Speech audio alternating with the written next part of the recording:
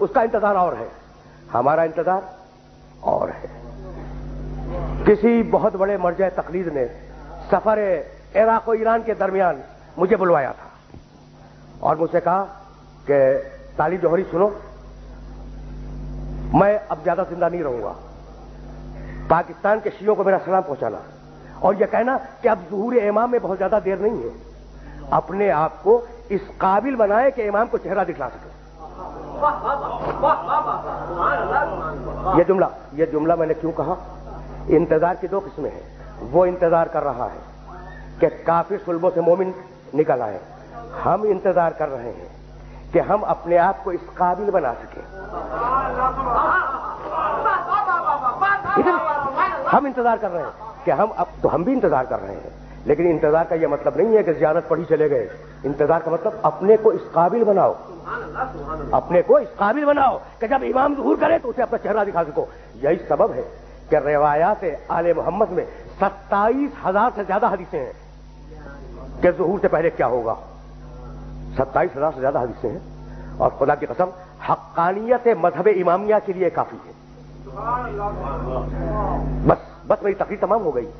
کیا بھول گئے کہ میرا علی کہہ رہا تھا سیاتی علی الناس زمان یرتفع فیہ الفاحشہ ولا تسنى، ایک زمانہ آنے والا ہے، اس امت پہ ایک زمانہ آنے والا ہے کہ فحشاء و منکر عام ہو جائے گا، ولا تسنى، اور نئی نئی بدکاریاں ایجاد ہوں گی۔ کب دیکھ رہا تھا میرا علی؟ تمہارے معاشرے کو، ہے نا؟ وَيُطَفَّفُ بِالْمَكَائِلِ وَالْمَوَازِينِ، تاجر اپنی تجارت میں دیانتدار نہیں ہوگا۔ وَيُسْتَخَفُّ لِحُدُودِ الصَّلَاةِ، اس زمانے میں نماز کے اول وقت کا کوئی احترام نہیں کرے گا، ٹھیک؟ وَيُسْتَحَلُّ الْخَمْرُ بِالنَّبِيذِ وَالرِّشْوَةُ بِالْهَدِيَّةِ وَالْأَمَانَةُ بِالْخِيَانَةِ، لوگ مسکرات پیئیں گے یہ کہہ کر کے جائز ہے، لوگ رشوتیں لیں گے یہ کہہ کر کے ہدیہ ہے، اس میں حرج کیا ہے؟ لوگ خیانت کریں گے یہ کہہ کر کہ ارے یہ تو عین امانت داری ہے۔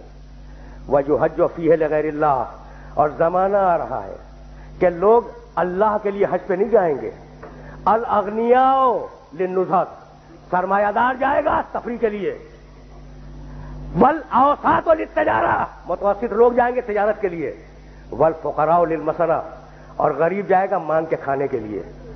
دیکھ رہے ہو مزاج؟ کوفے کے منبر سے میرے علی نے 1000 سال پہلے کہا، آج ہو رہا ہے یا نہیں؟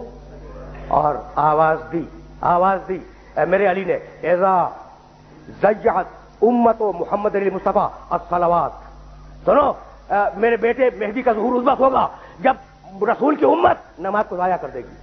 واتبعوا الشہوات، لوگ اللہ کے اتباع نہیں کریں گے، اللہ کی پیروی نہیں کریں گے، خواہش نفس کی پیروی کریں گے۔ اور سنو گے، شریب القہوات، نئے قہوے کے مشروب یاد ہو جائیں گے اور ان کا رواج ہو جائے گا معاشرے میں۔ اور سنو گے، واستشعروا شتم الآباء والامہات، اور لوگ بات چیت میں ماں کی اور باپ کی گالیاں دیا کریں گے۔ فحینئذ، علی بول رہا ہے، بس تقریر تمام ہو گئی، فحینئذ اُوسرت السماوات، یہ وہ زمانہ ہوگا جب آسمانوں کی طرف لوگوں کی توجہ ہوگی اور لوگ آسمانوں میں جانے لگیں گے۔ فَيَكُونُ الْمَطَرُ غَيْظًا وَالْوَلَدُ غَيْظًا، اس زمانے میں بارشیں رک جائیں گی اور اولاد بدتمیز ہو جائے گی۔ فَإِذَا كَانَ ذَلِكَ الزَّمَانُ، جب ایسا زمانہ آ جائے، فَيَكُونُ السَّنَةُ كَالشَّهْرِ وَالشَّهْرُ كَالْأُسْبُوعِ وَالْأُسْبُوعُ كَالْيَوْمِ۔ دیکھو علی کے علاوہ خدا کی قسم کوئی نہیں کہہ سکتا تھا جب ایسا زمانہ آ جائے کہ لوگ آسمانوں کی طرف جانے لگے، جب ایسا زمانہ آ جائے کہ لوگ آسمانوں کی طرف جانے لگے، تو اس زمانے میں 1 سال 1 مہینے کے برابر چھوٹا ہو جائے گا، اور مہینہ ہفتے کے برابر ہو جائے گا، اور ہفتہ دن کے برابر ہو جائے گا، اور دن گھنٹے کے برابر ہو جائے گا۔ کیا کثرت اشغال نے تمہارے وقتوں پر وہ پابندیاں نہیں لگا دی؟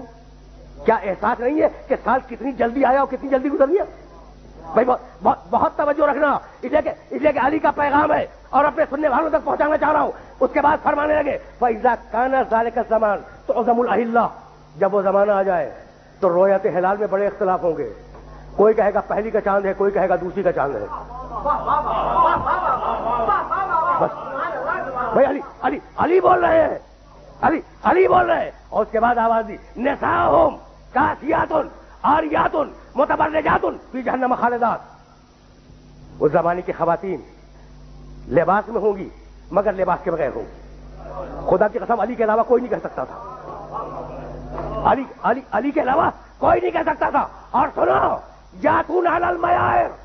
اور اس زمانے کے مرد جب مسجدوں پہ آیا کریں گے تو تیز گھومتے ہوئے پہیے کی سواری پہ سوار ہو کے آیا کریں گے.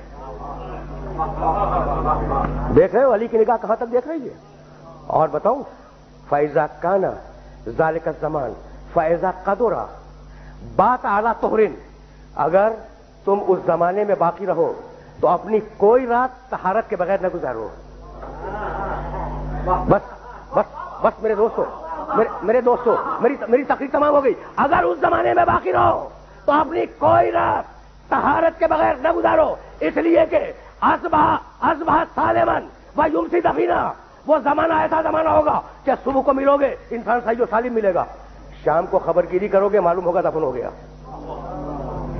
اور شام کو اس سے ملو گے صحیح و سالم ملو گے. جب صبح کو پوچھو گے معلوم ہوگا کہ وہ دفن ہو گیا. وَأَسْتُكُمْ إِنِ اتَّعَسْتُمْ. بھائی سننا, میری تقریر آخری مرحلے میں داخل ہو گئی. علی کہہ رہے ہیں میں نے نصیحت کی اگر نصیحت کو قبول کرو, میں نے واز کیا اگر واز کو قبول کرو, میں نے تمہیں مستقبل بتلا دیا اگر مستقبل جاننا چاہو تو بھائی ہم اگلے دن کی بات نہیں بتا سکتے, اور علی 1000 سال بعد کی بات بتا رہا ہے. تو جب تم علی جیسے نہیں بن سکتے تو نبی جیسے کیسے بن جاؤ گے؟ بس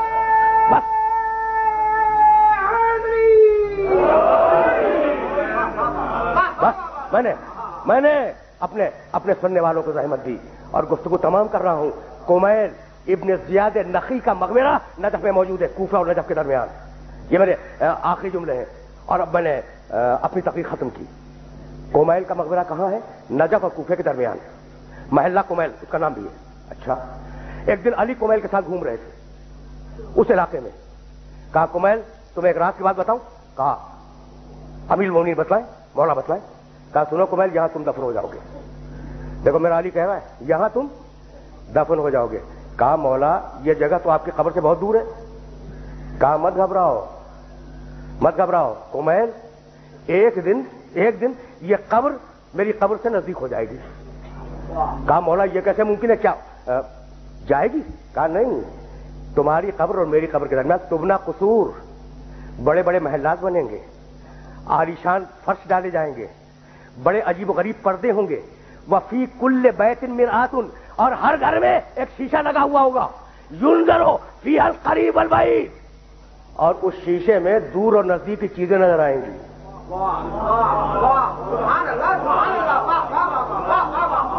بھیا یہی پیغام تھا, اور گفتگو کو اس مرحلے پہ تمام کر رہا ہوں کہ یہ جو علامات دی ہے نا آل محمد نے, یہ جو علامات دی ہیں, ان علامات کا مقصد یہی ہے کہ انہیں حاصل کرتے رہو, انہیں پڑھتے رہو, ان کو ہر آن نگاہ میں رکھو اور دیکھو کہ تم کتنے اچھے ہو, کتنے اچھے بن سکتے ہو. بس میری تقریر تمام ہو گئی. تو اب ساری ملت اسلامیہ سے ایک جملہ کہوں گا اور سننے والوں سے اجازت لے لوں گا کہ بھائی میں بھی انتظار کر رہا ہوں, ٹھیک ہے, اور وہ لوگ بھی انتظار کر رہے ہیں جو یہ نہیں مانتے کہ وہ پیدا ہو چکا. آخری جملہ ہے تقریر کا, آخری جملہ. انتظار ہم بھی کر رہے ہیں, کس کا؟ جو پیدا ہو چکا. انتظار دوسرے مسلمان بھی کر رہے ہیں, کس کا؟ جو پیدا ہوگا. بھائی تو انتظار کیوں کر رہے ہو؟ انتظار کیوں کر رہے ہیں؟ بھائی اجماع سے بنا لو. بس تقریر تمام ہو گئی. اب مجھے کچھ نہیں کہنا, یہ میری تقریر کا آخری جملہ ہے. بھائی انتظار میں ہم بھی ہیں, لیکن ہماری مجبوری ہے کہ نس مل چکی ہے کہ وہ آئے گا, لیکن تمہاری تو مجبوری نہیں ہے. تو تم کیوں انتظار کر رہے ہو؟ اجماع سے بنا لو. کہا کہ نہیں, ہم اجماع سے تو نہیں بنا سکتے, اس لیے کہ اسے اللہ بھیجے گا. تو جب 12ویں کو اجماع سے نہ بنا سکو تو پہلے کو کیسے اجماع سے بنا لو گے؟ برحمتك يا أرحم الراحمين وصلى الله على محمد وآله الطاهرين.